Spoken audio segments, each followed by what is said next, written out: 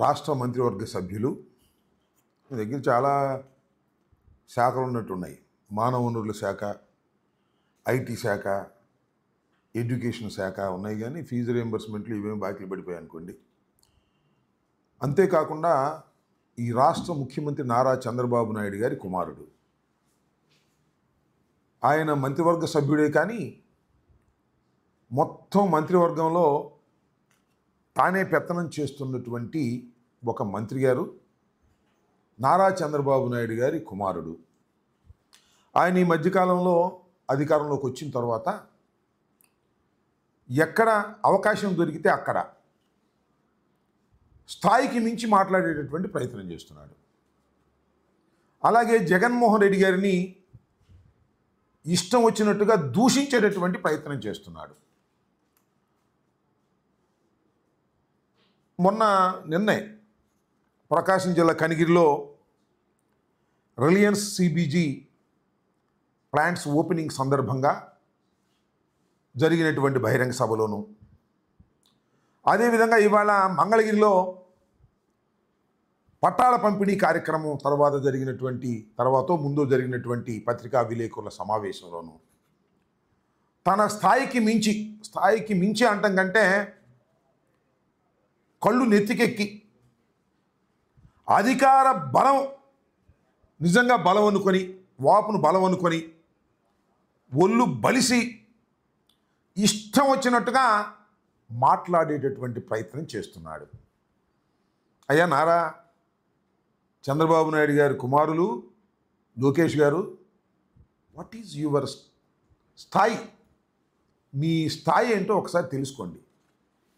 మీరు అడ్డదారిలో కౌన్సిల్కి వచ్చారు, మంత్రి అయ్యారు, పంచాయతీరాజ్ శాఖను డీల్ చేశారు. ఎంత అపాస్పాలైందో మంత్రివర్గం, ప్రభుత్వం అందరికీ గుర్తుండే ఉంటుంది. ఆ మంత్రిగా ఉన్నప్పుడే మంగళగిరిలో పోటీ చేశారు, ఘోరంగా ఓడిపోయారు. ఘోరంగా ఓడిపోవటమే కాదు, అసలు తెలుగుదేశం అంత భయంకరంగా ఓడిపోవడానికి నారా లోకేష్ గారు కూడా ఒక కారకులు అనేటువంటి మంచి పేరు తెచ్చుకున్నారు. మళ్ళీ తర్వాత అప్పుడు 23 మంది గెలిస్తే మీరు ఓడిపోయారు. మొన్న మళ్ళీ మంగళగిరిలో నిలబడ్డారు, మంచి మెజార్టీతో గెలిచారు. 164 సీట్లు కూటమికి వస్తే మీరు గెలిచారు, 23 సీట్లు తెలుగుదేశంకి వస్తే మీరు ఓడిపోయారు.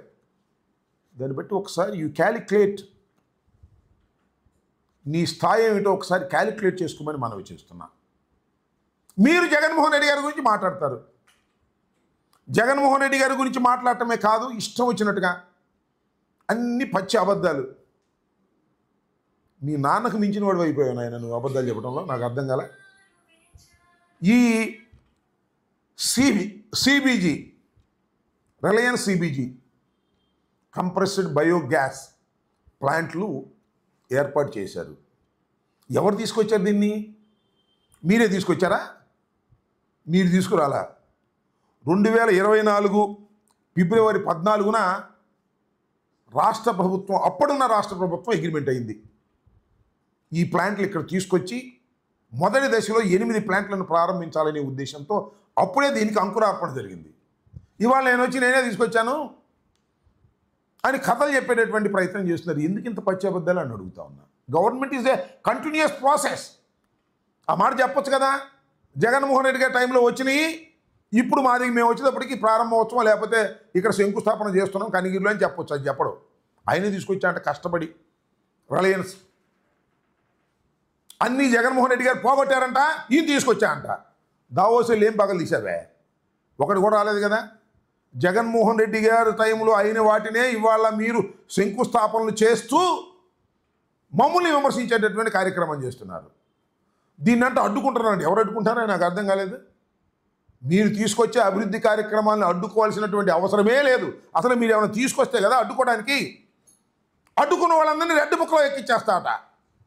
ఇలాంటి మాటలు మాట్లాడుతున్నారు, పిచ్చి మాటలు మాట్లాడేటువంటి ప్రయత్నం చేస్తున్నాడు నారా లోకేష్ గారు. ఏంటంటే ఆయన మాట్లాడే మాటలు చాలా దురదృష్టం. 2 సార్లు నిలబడితే ఒకసారి గెలిచాడు. What is your success rate అని అడుగుతా ఉన్నా.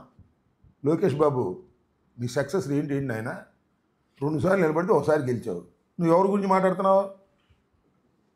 వైఎస్ జగన్మోహన్ రెడ్డి గురించి మాట్లాడుతున్నావు. ఓటమి ఎరుగని వీరుడుగా ఉన్నటువంటి జగన్మోహన్ రెడ్డి గురించి మాట్లాడుతున్నావు. తండ్రి చనిపోయిన తర్వాత పార్టీ పెట్టి పార్టీని సక్సెస్ఫుల్గా నడిపించుకొని అధికారంలోకి వచ్చినటువంటి జగన్మోహన్ రెడ్డి గారి గురించి మాట్లాడుతున్నావు. జగన్మోహన్ రెడ్డి గారి గురించి మాట్లాడుతూ ఒక మాట అన్నాయండి, విజనరీకి ప్రిజనరీకి చాలా తేడా ఉంటుందంట. అట్లంటే పర్లా, విజనరీకి ప్రిజనరీకి చాలా తేడా ఉంటుందిరా భాయ్, చాలా తేడా ఉంటుందిరా భాయ్ అంటున్నాడు. అంటే డైలాగ్ చూడండి, ఎంత అహంతో కూడుకున్నటువంటి డైలాగు. విజనరీ అంటే ఎవరో తెలుసా? వాళ్ళ నాన్న అంట. వాళ్ళ నాన్న విజనరీ అంట. 1994లో కంప్యూటర్ అన్నం పెడుతుందా అని అడిగారంట హైదరాబాద్లో. ఇప్పుడు చూడండి కంప్యూటర్లు ఎంతమంది పనిచేస్తున్నారు కంప్యూటర్ టెక్నాలజీలో అంటే దాని అర్థం ఏంటంటే వాళ్ళ నాన్న విజనరీ అని. కంప్యూటర్ ఆ నాన్న చెబుతాడు నేనే కనిపెట్టానని, మా నాన్నే కనిపెట్టాడని. అందువల్ల ఇవాళ హైదరాబాద్ బాగుపడిందని ఈ కొడుకు చెబుతుంటే తండ్రి గురించి మనం నమ్మాలి. కంప్యూటర్ నువ్వు కనిపెట్టావా? నువ్వు విజనరీవా? అయ్యా నువ్వు విజనరీవే కాదు, ప్రిజనరీవి కూడా.